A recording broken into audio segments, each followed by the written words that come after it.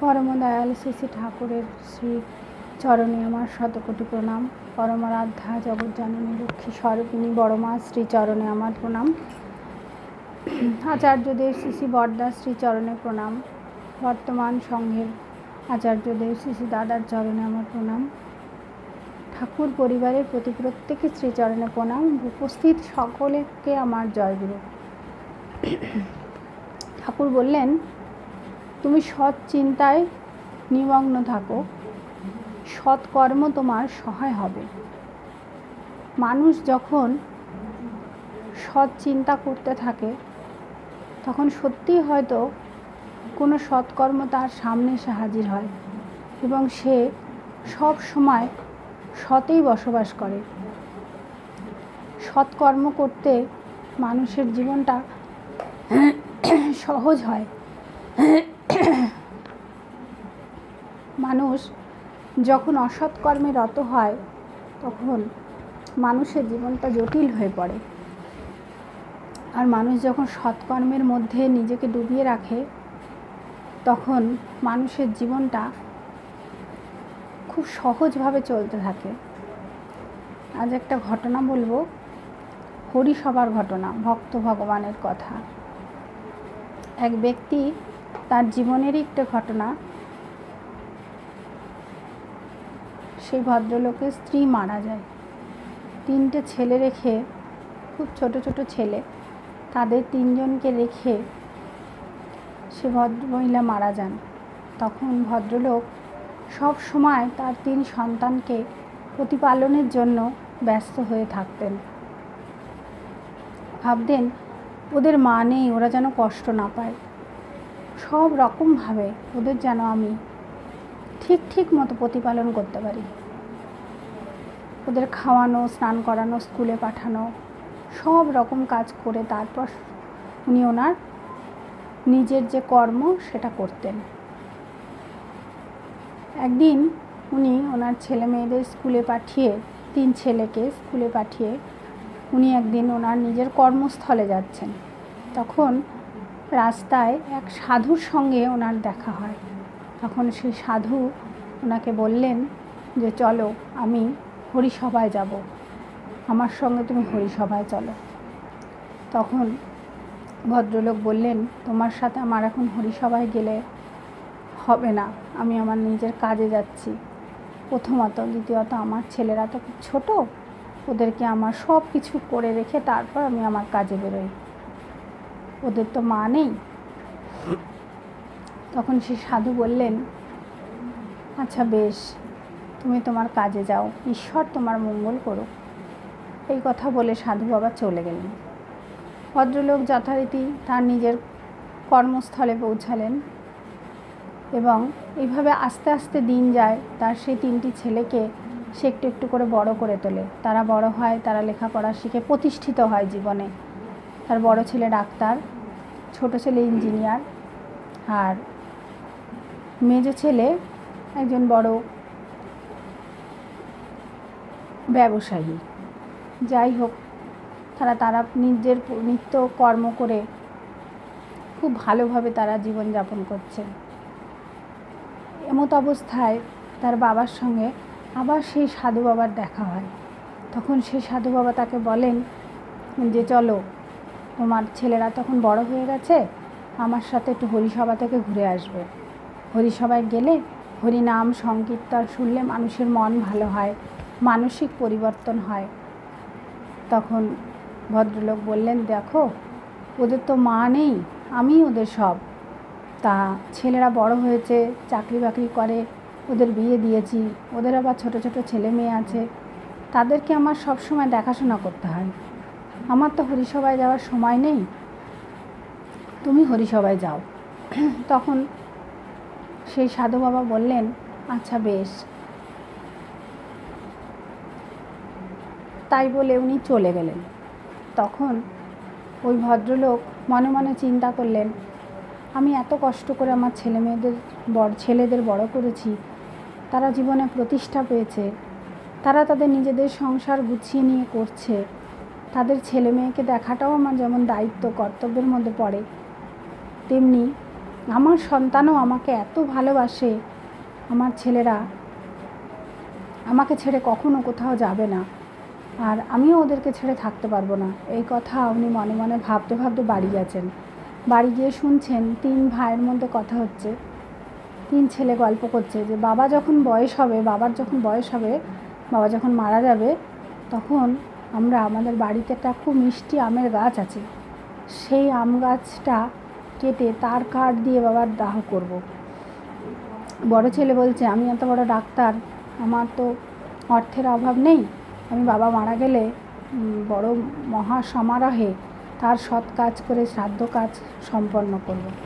তখন মেজো ছেলে বলছে, আমারও ব্যবসা তো বড় হয়েছে, আমি আমার বাবার জন্যে স্মৃতিসৌধ তৈরি করব, বড় বড় পাথর দিয়ে, খুব দামি পাথর দিয়ে খুব সুন্দর করে মন্দির তৈরি করব, বাবার সমাধিস্থলে ভালো দামি পাথর দিয়ে সমাধি করব। ছোট ছেলে বলছে, আমি অত বড় ইঞ্জিনিয়ার, আমার বাবার মৃত্যুর পর আমার বাবার শ্রাদ্ধ কাজে যত মানুষ খাবে, এক একটা দেশে যে দেশের যে খাবার, যে মিষ্টি বিখ্যাত, সেই সমস্ত খাবার আনিয়ে আমি মানুষকে খাওয়াবো। বাবার শুনে খুব আনন্দ হলো, মনে শান্তি হলো যে বাহ, আমার ছেলেরা আমাকে এত ভালোবাসে। আমি সাধু বাবার সঙ্গে দেখা হলে আমি বলবো যে আমার ছেলেদের বড় করা আমার সার্থক হয়েছে। কিছু সময় পর যখন আবার সেই সাধু বাবার সঙ্গে রাস্তায় চলতে চলতে দেখা হয়, তখন সাধু বাবাকে বলে যে, সাধু বাবা, তুমি তো আমাকে মাঝে মাঝে শুধু হরিসভায় যেতে বলতে। হরিসভায় যাইনি ঠিকই, সত্যি আমি সময় পাইনি, কিন্তু আমার ছেলেদের আমি মানুষের মতো মানুষ করেছি, আমার ছেলেরা আমাকে খুব ভালোবাসে। আমার মৃত্যুর পর ওরা কী করবে সেগুলো ওরা নিজেরা আলোচনা করছিল, সেই গল্পটা আমি শুনেছি। তখন সাধু বাবাকে সব কথা বিস্তারিত উনি বলেন। সে কথা শুনে সাধু বাবা হাসছেন, বলছেন, তোমাকে আমি একটা পরীক্ষা নিতে বলবো তোমার ছেলেদের। পরীক্ষাটা তুমি নিয়ে দেখো তোমার ছেলেরা কী করে। তোমাকে আমি কয়েকটা ছোট্ট ছোট্ট গুলি ওষুধ দেবো। এই গুলি দুটো খেলে তুমি মরে যাবে না, কিছুটা সময়ের জন্য তোমাকে দেখে সবাই ভাববে যে তুমি মারা গেছো, কিন্তু তুমি মরবে না। তুমি সব কথা শুনতে পারবে, বুঝতে পারবে। তখন তুমি বুঝবে যে হরিসভায় যাওয়ার কি গুরুত্ব, কেন আমি তোমায় হরিসভায় যেতে বলতাম। তখন সে ভদ্রলোক সেই সাধু বাবার কথা শুনে সেই ওষুধের গুলির পুড়িয়া দুটো নিয়ে বাড়ি যায়। বাড়ি গিয়ে বলে, রাত্রেবেলায় ঘুমিয়েছে বাবা, মাঝরাতের দিকে সে গুলি দুটো খেয়ে শুয়ে আছে। ছেলেরা সকালে দেখে বাবা ভোরবেলা উঠে দরজা খুলে বাইরে বেরোয়, আজকে এত বেলা হয়ে গেছে, বাবা উঠছে না কেন? তখন ওরা দরজা ডাকাডাকি করে, তারপর খুলে দেখে বাবা মারা গেছে। তখন ওরা কান্নাকাটি করে, বিভিন্ন আত্মীয় পরিজন সবাই ছুটে আসে, পাড়া প্রতিবেশী সকলে কান্নাকাটি শুরু করে। কিছুক্ষণ পর তার বড় ছেলা, কিছুটা সময় পরে তার বড় ছেলে বলতে শুরু করলো যে, আমার এই এত সুন্দর মিষ্টি আমের গাছ, এই গাছ কেটে এই কাঠ দিয়ে দাহ করা যাবে না।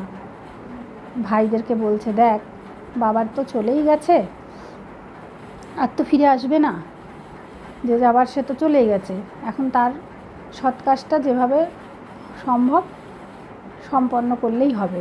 এত সুন্দর মিষ্টি আমের গাছ, এই গাছে কত আম হয়, আমরা প্রতি বছর খাই, সবাইকে বিলাই, এই গাছটা আর কাটবো না। আর অত বিরাট বড় করে আয়োজন করে বাবার শ্রাদ্ধ কাজ করাটাও হবে না, কারণ আমার ছেলে মেয়ের ভবিষ্যৎ আছে, তাদের পড়াশোনা আছে, এত টাকা আমি ব্যয় করব না। তখন মেজো ছেলে বলে যে, দাদা ডাক্তার, এত বড় ডাক্তার, এত অর্থ দাদা যদি না খরচা করে, তাহলে আমি যে স্মৃতিসৌধ করব বলেছিলাম সেটা আমিও আর করব না। কোনো মতে যেভাবে না করলে না, সেটুকুনি খরচা করে আমরা শ্রাদ্ধ কাজটা সম্পন্ন করব। তখন ছোট ছেলে বলে যে, আমি ইঞ্জিনিয়ার, আমারও তো ছেলে আছে, মেয়ে আছে, ভবিষ্যৎ আছে, আমি আর ওই বাইরের দেশ থেকে খাবার নিয়ে এসে খাওয়াবো না। বাবা তো চলেই গেছে, বাবার মৃত্যুর পর তার জন্য আর এগুলো করে এখন কি হবে? বাবা তো আর এগুলো দেখতেও আসছে না, জানতেও আসছে না। আমরা যেটুকু করলে শ্রাদ্ধ কাজটা সম্পন্ন হয় সেটুকুই করব। এই কথা বলে ওরা সবাই আয়োজন করছে বাবাকে নিয়ে যাবে। সেই অবস্থায় বাবা হঠাৎ উঠে বসে বলে, তোরা কান্নাকাটি থামা, আমি মরিনি, আমি এখনও মরিনি, আমি এবার সংসার জীবন ত্যাগ করে আমি ভগবানের আশ্রয়ে গিয়ে, তার আশ্রমে হোক মন্দিরে হোক কোথাও আমি গিয়ে থেকে আমি সারাদিন এই হরিনাম সংকীর্তন শুনব আর ঈশ্বরের সাধনা করব। তখন তার সম্বিত ফিরে এলো। সে ভাবলেন যে একমাত্র ঈশ্বরই আমার নিজের, ঈশ্বরই আমার সব থেকে আপন, সব থেকে কাছের। এই কথা চিন্তা করে সে তার জীবনটাকে ঈশ্বরের পায়ে অর্পণ করল এবং নতুনভাবে সে ভাবতে শুরু করলো যে সংসার জীবনের থেকেও মানুষের জীবনে ঈশ্বর সাধনার প্রয়োজন আছে, যেটা সংসারের মধ্যে থেকে পরম দয়াল ঠাকুর আমাদের শিখিয়েছেন যে আমরা কিভাবে ঈশ্বরকে ভালোবাসবো। ভরা শ্রাবণ মাস, জগৎজননী লক্ষ্মী স্বরূপিণী বড় মার জন্মমাস, দিকে দিকে মাতৃ সম্মেলন হচ্ছে। আমরা মায়েরা যারা সংসার জীবনের মধ্যে অতপ্রতভাবে জড়িয়ে থাকি, সেই মায়েরা প্রত্যেকে তার মাঝখান থেকে সময় বার করে প্রতিদিন মাতৃ সম্মেলনে যোগদান করছি। অনেক মায়েরাই করছেন, আমরাও প্রতি বছর করে থাকি। যাই হোক, সবাই ঠাকুরকে নিয়ে আনন্দ করুন, শান্তিতে থাকুন, সবাই ভালো থাকবেন, আনন্দে থাকবেন। অনুষ্ঠানটি যদি মনোগ্রাহী হয়ে থাকে তবে সাবস্ক্রাইব করতে ভুলবেন না। জয় গুরু।